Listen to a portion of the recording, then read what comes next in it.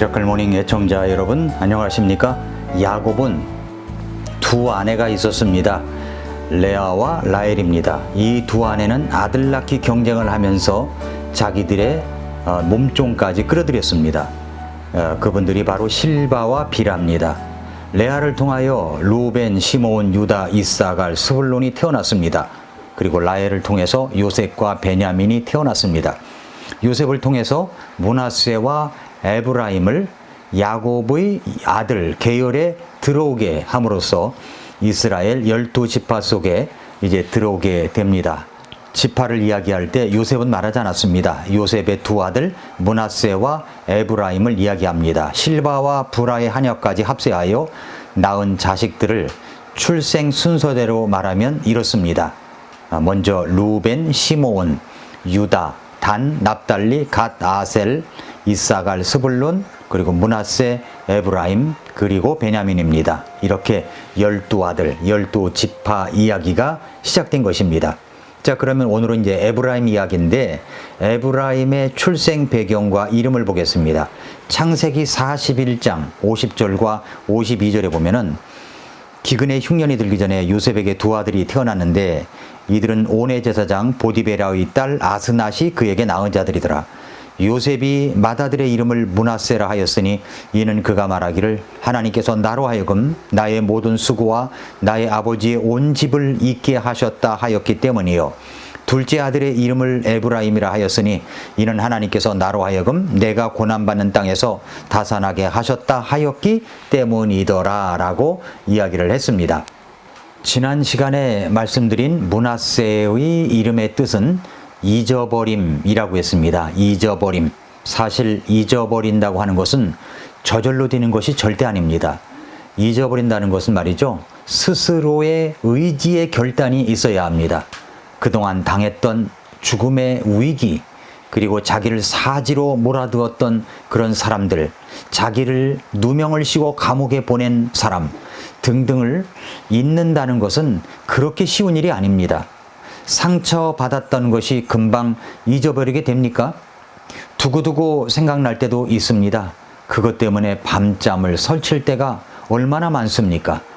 요셉은 아들 낳고 그 아들들 이름을 므낫세, 잊어버린다는 결단과 함께 그렇게 므낫세라고 지은 겁니다. 하나님께서 나로 하여금 잊어버릴 수 있도록 도와주신다. 나는 나의 모든 고난과 역경과 상처를 잊어버린다. 형들의 만행과 그 여자의 모함을 잊어버린다. 이렇게 결단한 것입니다. 이렇게 선언을 한 것입니다. 그리고 차자가 태어났습니다. 이 아들의 이름을 어떻게 지었냐면 에브라임이라고 짓습니다. 요셉의 둘째 아들. 이름의 뜻은 창성함, 갑절로 열매가 맺어지게 되었다는 뜻인데 이 이름을 통해서 이제부터 하나님은 내가 그동안 고생하고 수고한 이 땅에서 창성하게 하신다 라고, 번영하게 하신다, 축복하신다고 그렇게 이제 요셉은 선언을 한 것입니다. 요셉은 그동안 얼마나 많은 서름과 아픔과 고통이 있었겠습니까? 꿈쟁이 요셉, 자기가 꾼 꿈을 솔직하게 이야기했더니 그것이 화근이 되어서 형제들을 통해서 죽음의 구덩이에 던져지게 되었고, 건지는가 싶더니 종으로 돈 받고 팔아버렸습니다. 그래도 하나님과 동행하며 맡은 일에 대하여 성실하게 일함으로써 그 집안에서 풍성하게 축복을 받은 결과가 있었는데, 그만 그 집의 주인이 그것을 인정하여 가정 총무로 삼은 것입니다. 그런데 어느 날 그 집 주인의 그 아줌마가 젊고 잘생긴 요셉을 유혹합니다. 요셉은 하나님과의 관계, 주인과의 관계를 무척 소중하게 여겼던 사람이었는데 그 유혹을 거절했더니 돌아온 것은 성추행죄로 누명을 씌워가지고 감옥에 들어가 몇 년을 고생했습니다. 그는 이집트에서 그렇게 노예로 지금까지 지내왔었던 것입니다. 그런데 하나님께서 그를 선하게 인도하셨습니다. 결국 이집트의 총리가 되었습니다. 모든 사람들이 다 자기 앞에서 머리를 조아립니다. 그리고 결혼도 했습니다. 자식까지 낳았습니다. 그리고 첫째 아들을 낳았고 둘째 아들을 낳고 이제는 과거에 묶여 있는 것이 아니라 현재에 머무는 것이 아니라 미래를 향해서 나아간다, 창대하게 된다는 믿음을 갖고 하나님께서 나를 이제부터 더욱 번성하게 하신다는 의미를 담은 에브라임이라고 지은 것입니다. 그렇습니다. 사랑하는 성도 여러분, 우리를 한번 생각해 보십시오. 우리를 한번 생각해 보십시오. 우리는 요셉이 총리가 된 것과는 비교할 수 없는 하나님의 자녀가 되었습니다. 구원을 받았습니다. 죄사함을 받았습니다. 하나님께서 나의 과거의 모든 죄를 다 용서해 주셨습니다.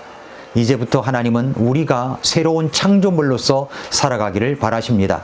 그렇다면 우리의 고백은 무엇이어야 하겠습니까?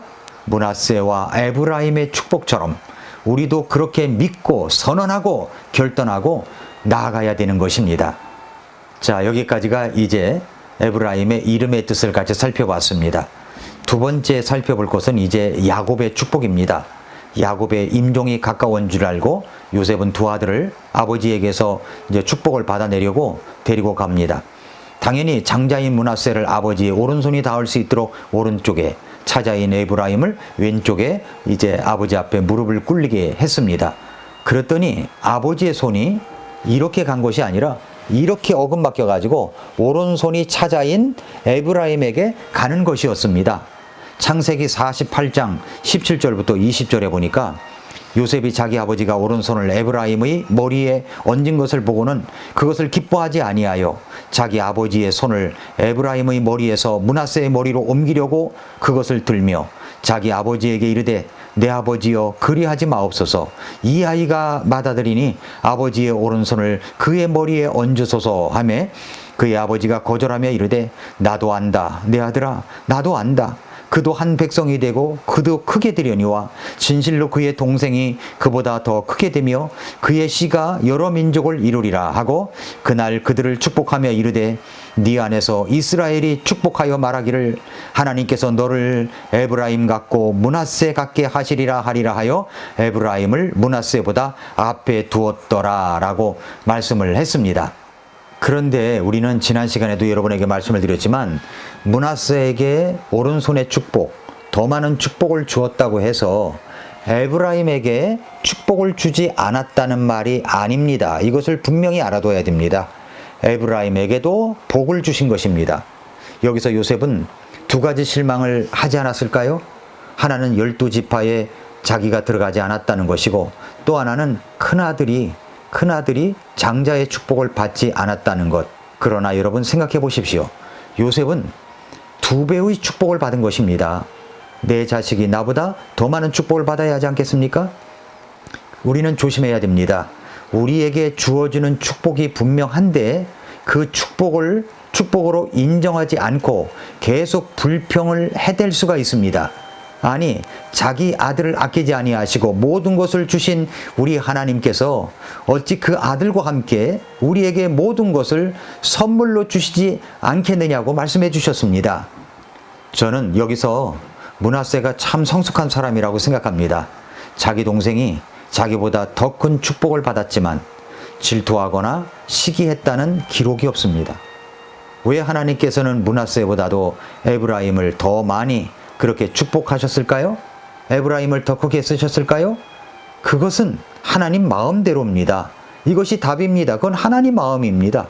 하나님은 종종 약한 자, 없는 자, 배우지 못한 자, 인정받지 못하는 자를 들어 쓰실 때가 있습니다.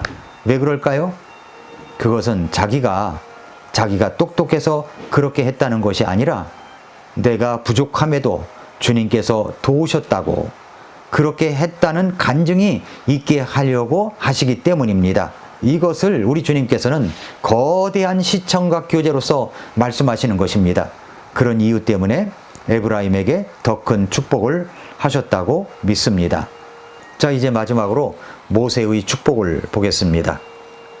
이제 세월이 좀 흘러가지고 모세의 마지막 12지파를 축복하시는 그런 모세의 축복의 장면이 나옵니다. 신명기 33장 17절입니다. 그의 영광은 그의 수소의 첫 새끼 같으며 그의 뿔들은 유니콘들의 뿔들 같도다. 그가 이 뿔들로 백성을 함께 밀어내어 땅끝까지 이르게 하리니 그들은 곧 에브라임의 수만이요 므낫세의 수천이로다 라고 했습니다. 에브라임은 수만의 축복을 받습니다. 므낫세는 수천의 축복을 받습니다.